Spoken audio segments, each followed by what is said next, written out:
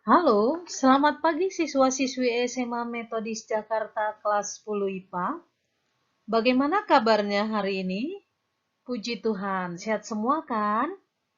Baik, hari ini kita akan belajar stokiometri. Ada 7 hal yang perlu kita pahami dalam stokiometri, yaitu yang pertama, tata nama senyawa sederhana. Yang kedua, hukum-hukum dasar kimia. Yang ketiga, persamaan reaksi. Yang keempat, hukum Gay-Lussac dan hipotesis Avogadro. Yang kelima, konsep mol. Yang keenam, stokiometri senyawa. Dan yang terakhir, ketujuh, stokiometri reaksi. Di dalam tata nama senyawa anorganik, ada dikenal namanya ikatan kovalen. Nah, kamu masih ingat dengan ikatan kovalen di semester 1, yaitu ikatan antara non-logam dengan non-logam. Misalnya senyawa kovalen biner, yaitu H2O ataupun NH3 atau CO2, di mana H adalah non-logam, O juga non-logam. Begitu juga untuk NH3 dan CO2. Kemudian rumus senyawanya ditulis berdasarkan urutan penulisannya seperti contoh berikut ini. Misalnya B, Si, C, Sb, As, P, N, H, S, I, dan seterusnya. Maka karena N lebih dulu dibanding H, maka penulisan NH3 yang lazim dituliskan sebagai senyawa kovalen biner, bukan H3N. Untuk ikatan kovalen biner, nama yang diberi akhiran ida adalah pada unsur yang kedua saja. Contohnya, HCl, hidrogen klorida. Hanya klornya saja yang diberi akhiran ida. Hanya tidak. Sekali lagi, HCl, hidrogen klorida. Ataupun jika hidrogennya ada 2, misalnya H2S, hanya S-nya saja yang diberi akhiran ida. H2S menjadi hidrogen sulfida. Jika pasangan unsur bisa membentuk lebih dari sejenis senyawa, contohnya, ikatan antara C dan O dapat membentuk CO dan CO2. Maka, hanya O-nya saja yang diberi akhiran ida. Misalnya CO. Maka kita sebut karbon monoksida. Tapi CO2 karena O-nya ada 2, ini merupakan ikatan kovalen, maka kita sebut namanya menjadi karbon dioksida. D-nya artinya O-nya ada 2, karbon dioksida. Jika nama yang sudah sering dikenal, misalnya air, maka kita tidak menyebutkan dihidrogen oksida, tapi lebih dikenal dengan nama air. Ataupun CH4, lebih dikenal namanya dengan metana. Untuk tata nama senyawa ion, di mana senyawa ion adalah ikatan antara logam dengan non-logam, maka kita menyebutkan nama logam dulu, kemudian baru non-logam dan diberi akhiran ida. Khusus hanya non-logamnya saja yang diberi ida. Contohnya NaCl, maka namanya menjadi natrium klorida. Natrium merupakan logam, Cl merupakan non-logam, maka dituliskan natrium klorida.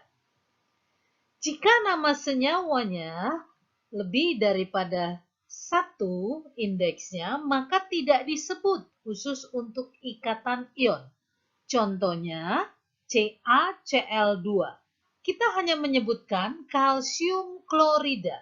Duanya tidak disebut karena CaCl2 merupakan ikatan ion. Cukup namanya kalsium klorida.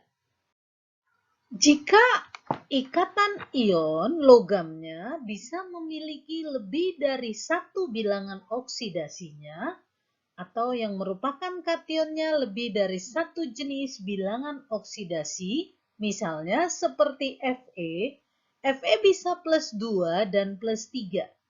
Jadi untuk pemberian namanya, misalnya pada FeCl2, kita tahu Fe-nya plus 2, maka namanya menjadi besi 2 klorida.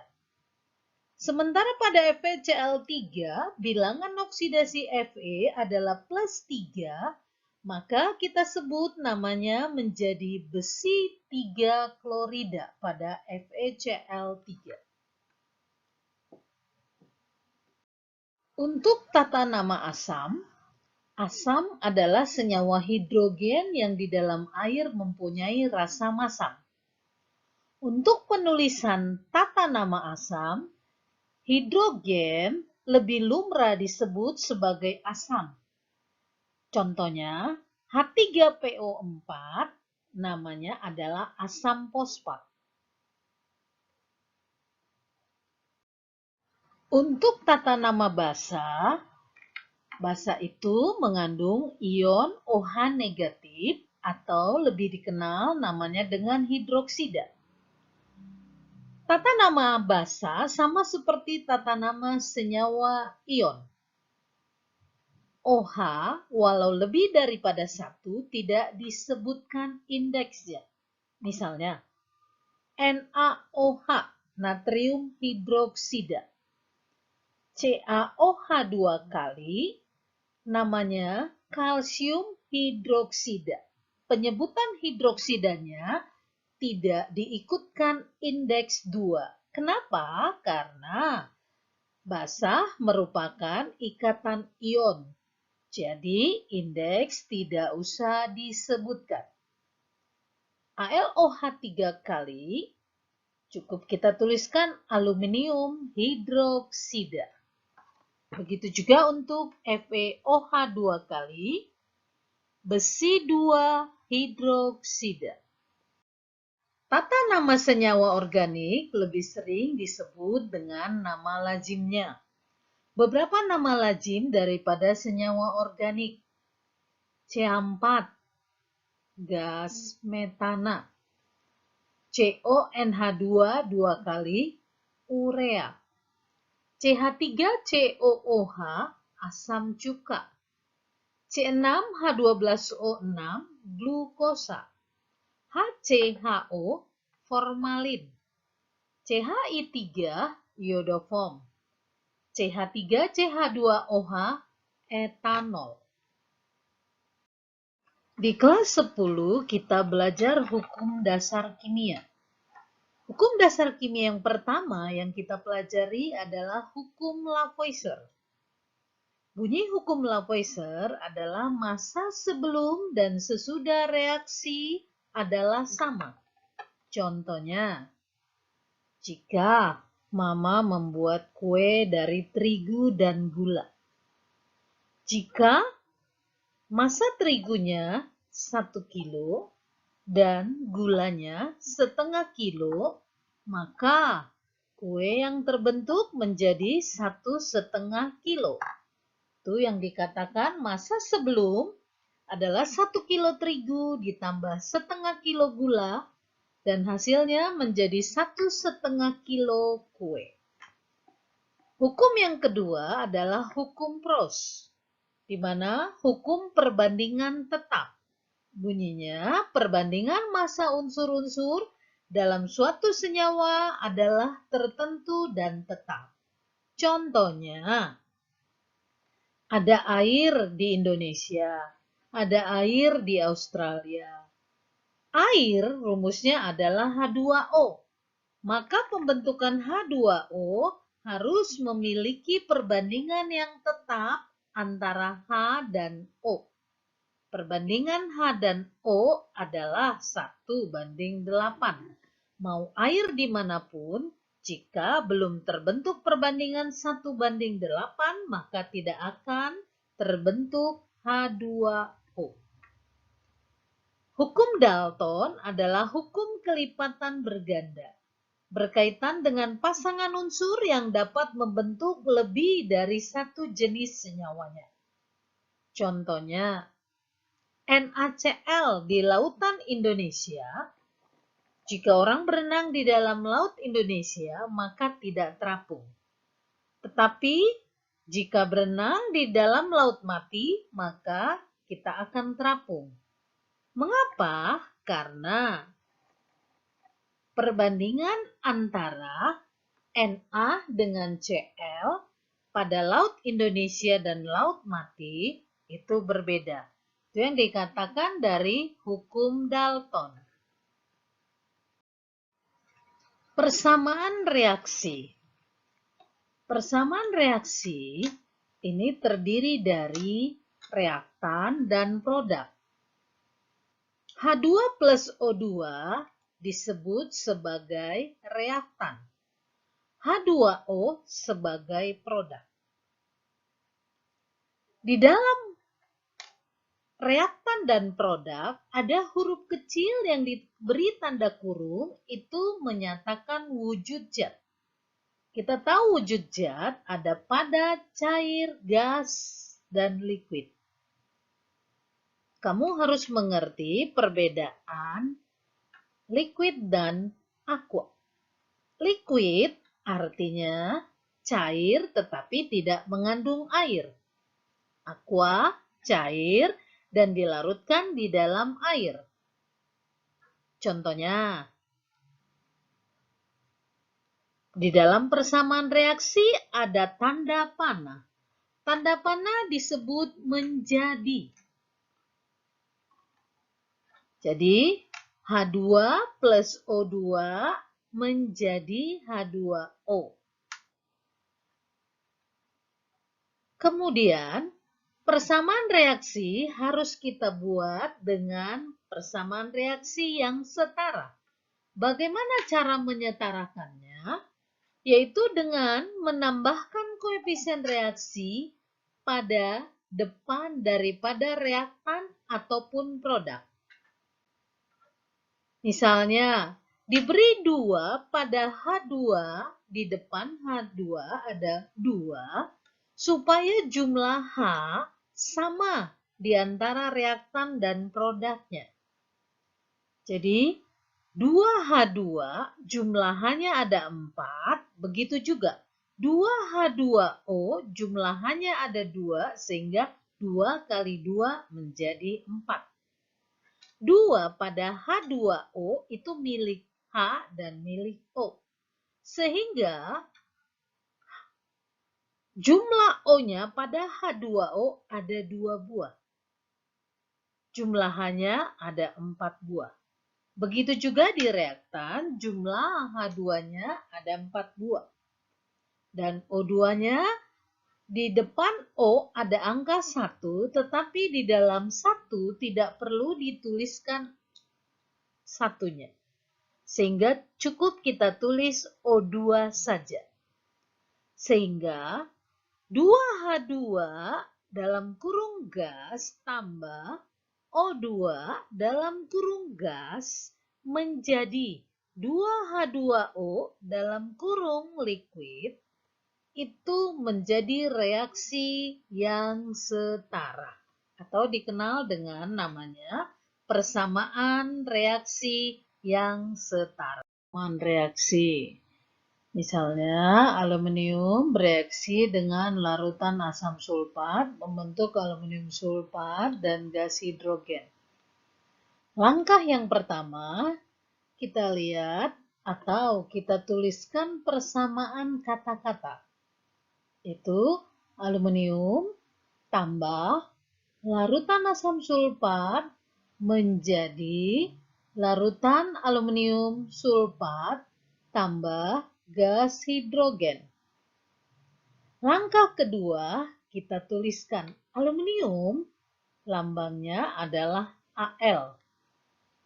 Wujudnya solid, maka kita tuliskan S.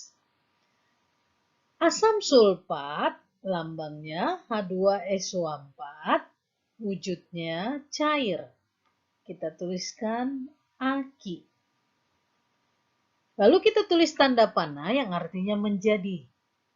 Kemudian aluminium sulfat, rumusnya adalah Al2SO4 3 kali.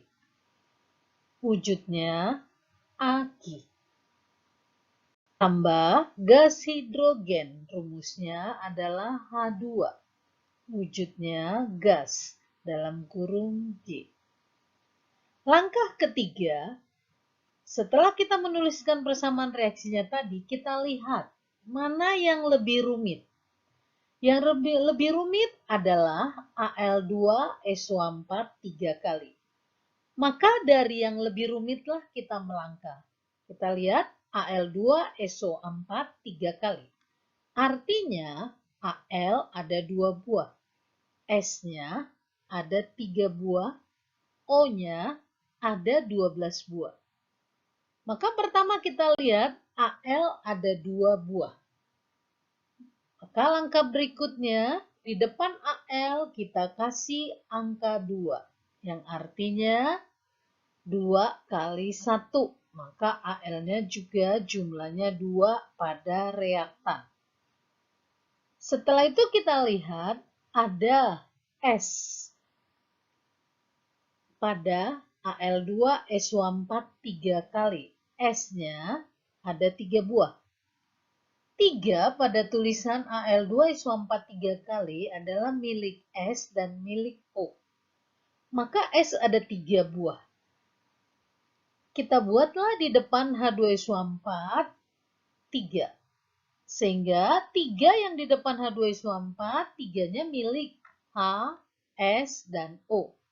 Artinya jumlah H jadi 6, S-nya ada 3 buah, O-nya 12.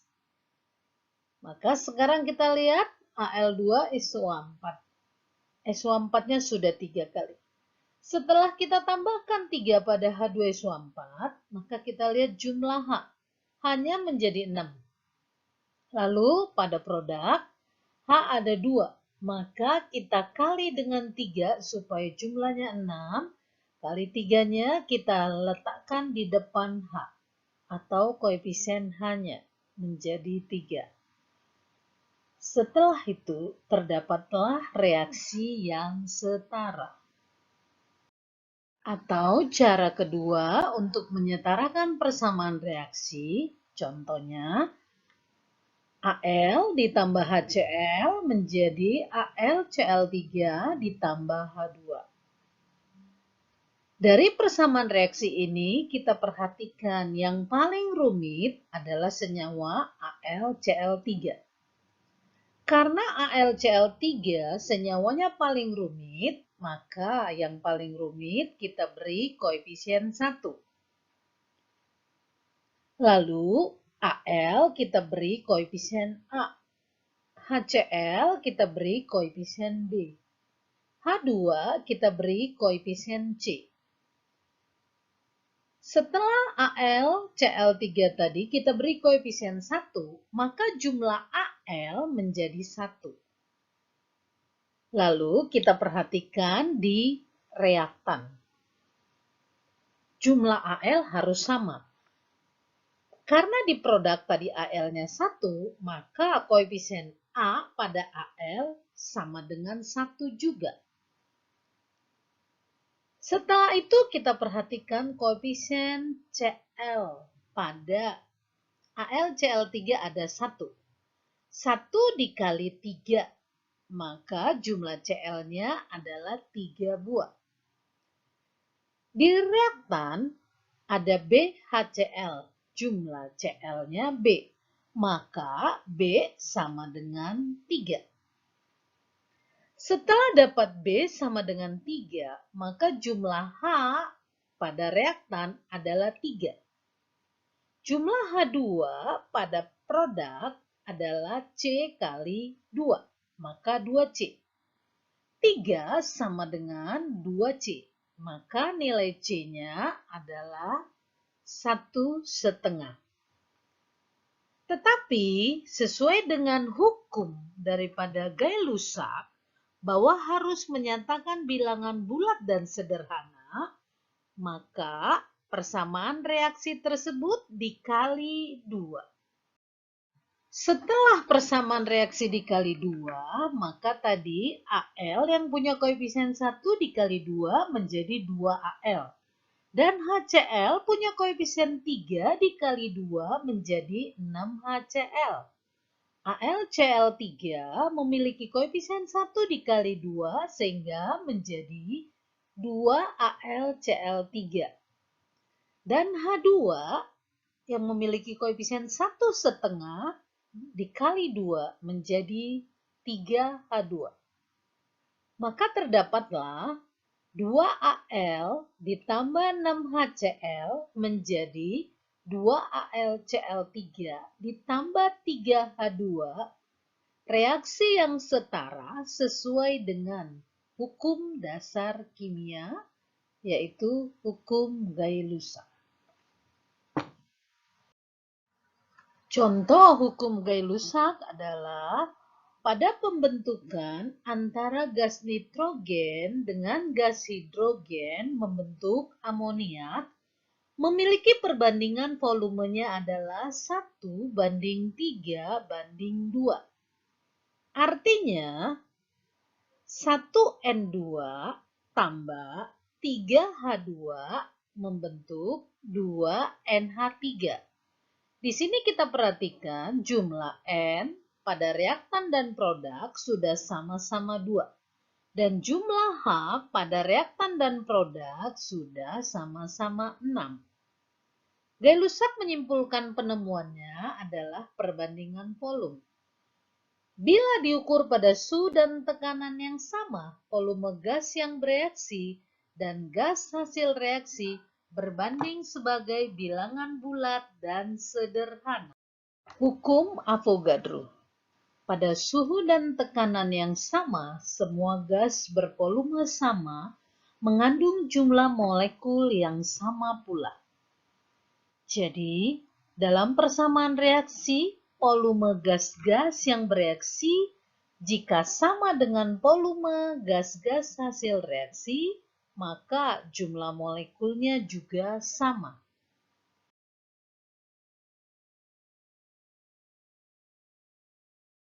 Mol. 1 mol sama dengan 6,02 kali 10 pangkat 23 atau sama dengan 602 miliar triliun.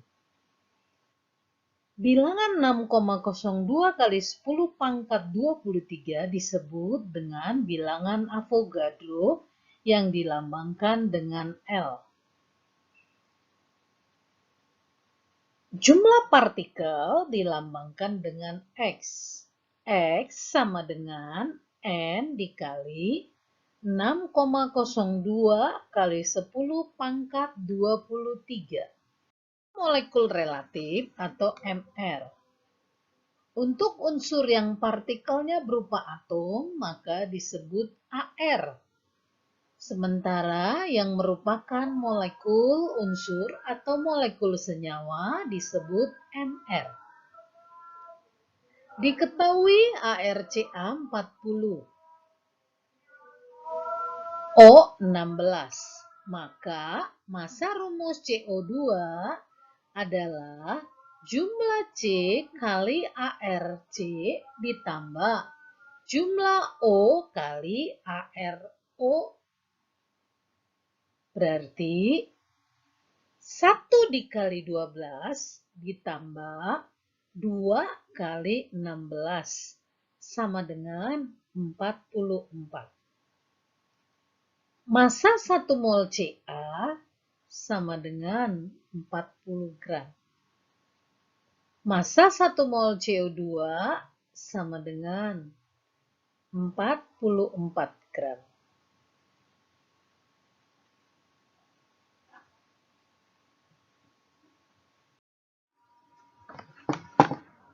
Massa molekul relatif. Unsur yang partikelnya berupa atom, maka sama dengan AR. Sementara unsur yang merupakan molekul unsur dan molekul senyawa, maka disebut MR. Contohnya, ArCa40, O16, C12. Maka, massa rumus CO2 sama dengan jumlah C kali ARC ditambah jumlah O kali ARO.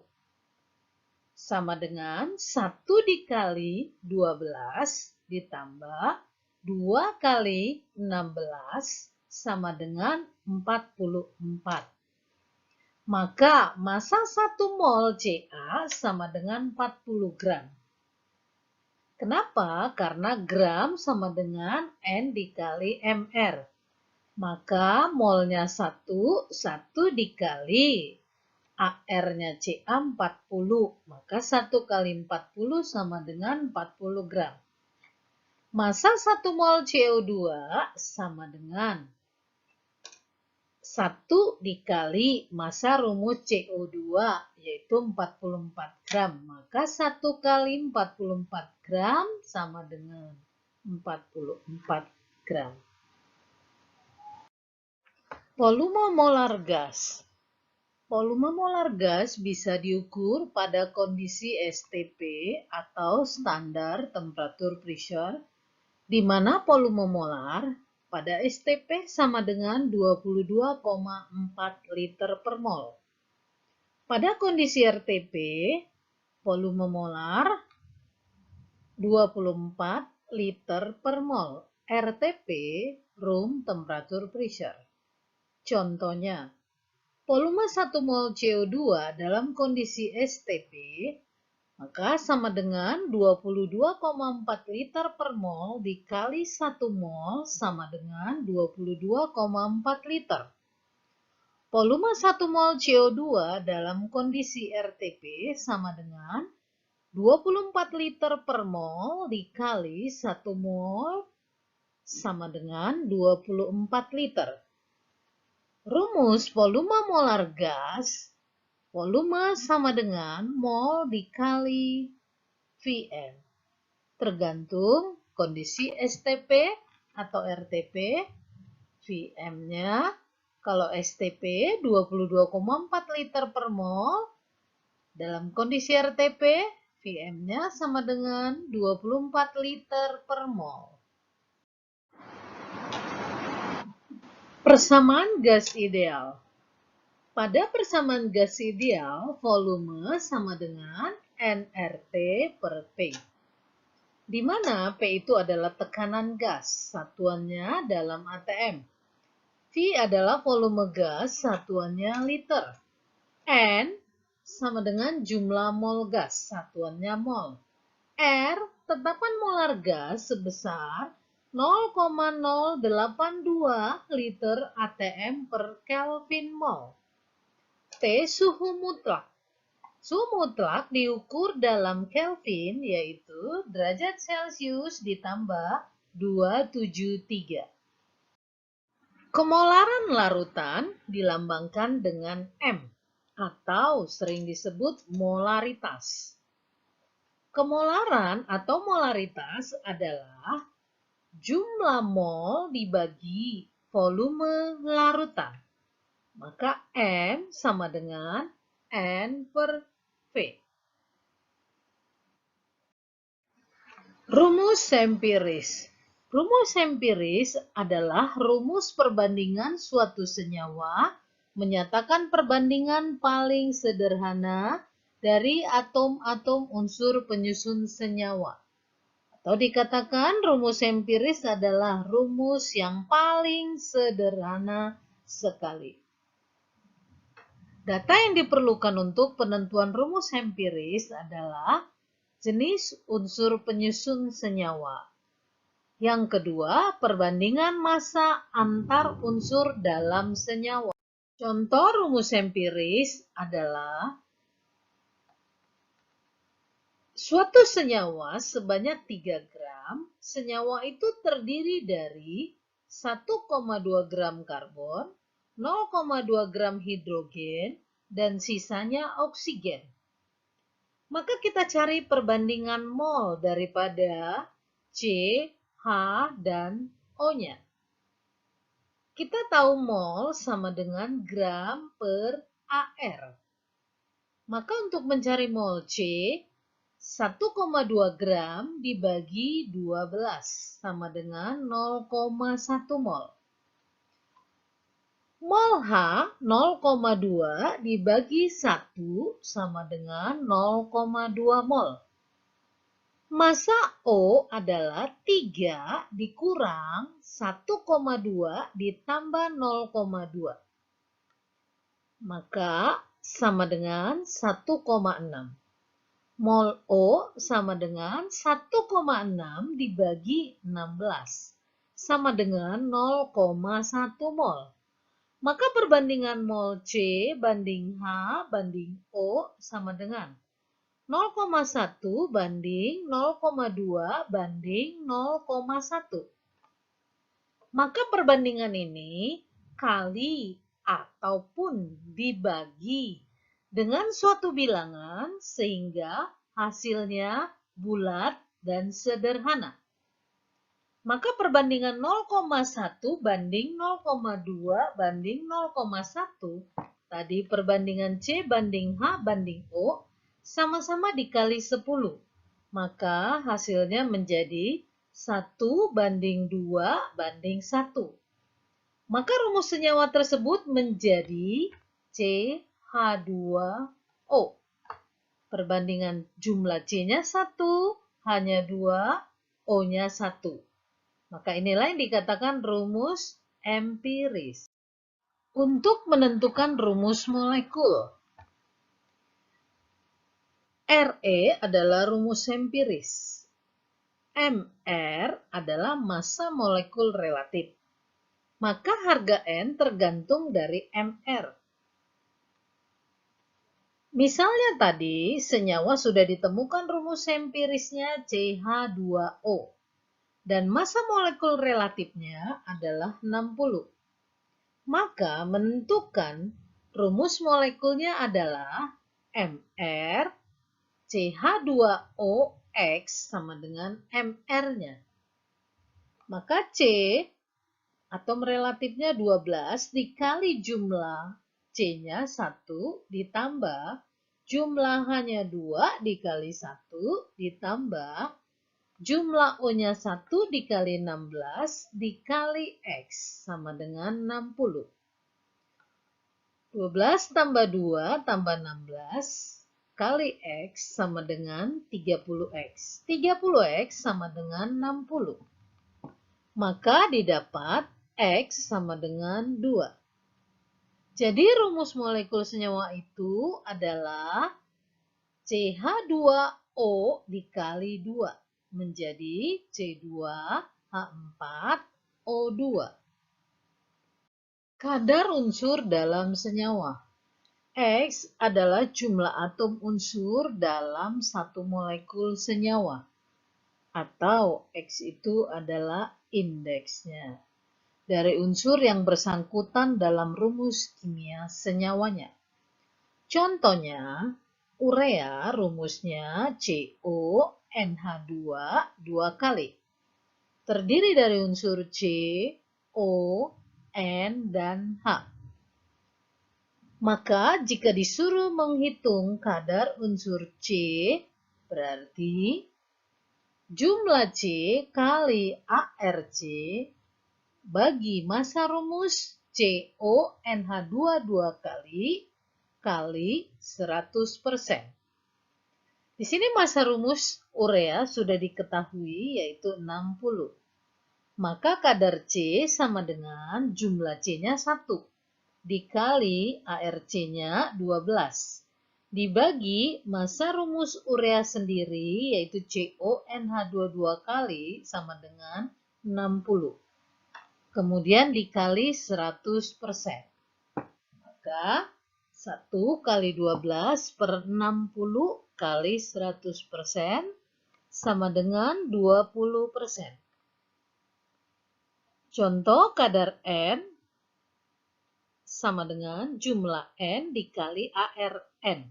Jumlah N-nya ada 2 kali 14 dibagi massa rumus CONH2 2 kali yaitu 60 dikali 100%. 2 kali 14 per 60 kali 100% sama dengan 46,67%. Nah, coba kamu sekarang menghitung. Berapa persen kadar H? Reaksi pembatas. Reaksi pembatas adalah reaksi yang habis lebih dahulu, di mana reaktan dibandingkan siapa yang lebih habis dahulu. Persamaan reaksi pada Al ditambah O2 menjadi Al2O3.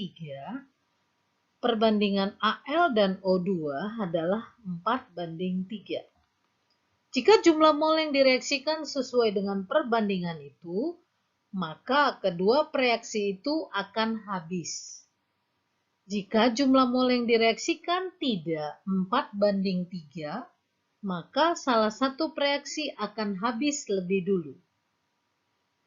Intinya, untuk mencari reaksi pembatas, maka mol masing-masing dari reaksi dibagi dengan koefisien reaksi. Mana jumlah yang lebih kecil, itulah yang disebut dengan reaksi pembatas. Seperti contoh pada tabel berikut. Al dan O2 perbandingannya 4:3. Maka akan terbentuk Al2O3 sebanyak 2 mol, di mana reaksinya sama-sama habis sehingga tidak ada yang tersisa. Kemudian, perbandingan Al tadi dengan O2 4:3 jika reaksinya Al8 dan O2-nya 6, maka ini juga sama-sama habis. Kenapa? Karena sesuai perbandingan 4:3. Tetapi jika Al2, O2-nya 1,5, maka akan terbentuk Al2O3 1 mol. Ini juga sesuai perbandingan 4:3. Jika Al-nya 4 dan O2-nya 4, maka ini ada yang tersisa. Kenapa? Karena perbandingan tadi 4:3, maka O2-nya tersisa 1 mol. Jika perbandingannya 5:3, maka Al2O3 akan terbentuk 2, tersisa O2-nya 1 mol. Begitu juga coba kamu lakukan untuk perbandingan Al dan O2 saat 7:5. Siapa yang sisa? Contohnya, dalam tabel berikut, Al ditambah O2 dengan memiliki perbandingan 4:3, maka jika Al-nya 4, O2-nya 3, maka akan terbentuk Al2O3 dengan reaksi tidak bersisa. Jika Al-nya 8, O-nya 6, perbandingannya 4:3, maka akan terbentuk 4 mol Al2O3 dan tidak ada massa yang tersisa dari reaksinya. Begitu juga untuk perbandingan 2:1,5. Maka akan terbentuk 1 mol Al2O3 dengan massa reaksi tidak tersisa. Tetapi jika 4:4, maka Al, ya reaksi pembatasnya adalah Al. Maka yang tersisa adalah O2 sebanyak 1 mol. Jika 5:3, maka yang pembatasnya adalah O2, terbentuk Al2O3 sebanyak 2 mol, dan Al-nya tersisa 2 mol. Nah, sekarang bagaimana jika Al dan O2 perbandingannya 7:5? Coba kamu hitung, siapa yang tersisa di antara reaksinya? Rumus kimia hidrat. Hidrat adalah zat padat yang mengikat beberapa molekul air sebagai bagian dari struktur kristalnya. Contohnya, CuSO4 5H2O. Namanya tembaga 2 sulfat pentahidrat atau nama lazimnya terusi. Kemudian CaSO4 2H2O. Namanya kalsium sulfat dihidrat. Di itu artinya 2, maka H2O-nya 2. Nama lazimnya gipsum. MgSO4 7H2O namanya magnesium sulfat heptahidrat. Hepta artinya 7, berarti heptahidrat airnya ada 7.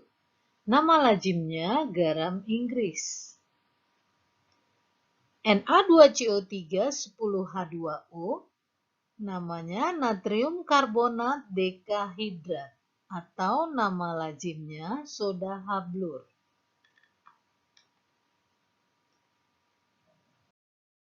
Semua senyawa hidrat jika dipanaskan, maka air kristalnya dapat lepas atau menguap. Contohnya, ketika tembaga 2 sulfat pentahidrat yang berwarna biru dipanaskan, maka akan berubah menjadi warna putih saat menjadi tembaga 2 sulfat anhidrat. Arti anhidrat, tembaga 2 sulfatnya sudah tidak mengandung air lagi. Demikian hari ini. Saya ucapkan terima kasih atas perhatian anak 10 IPA SMA Metodis Jakarta. God bless you.